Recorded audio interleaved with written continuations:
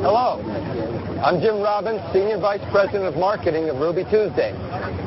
Since we opened our doors in 1972, the casual dining landscape has become overcrowded with sameness. Well, we won't be a part of that any longer. We've got a new look, new menu, new everything. Now, as a symbol of our commitment to change, we're at the last of our old restaurants right here in Mount Holly, Ohio. To blow it up.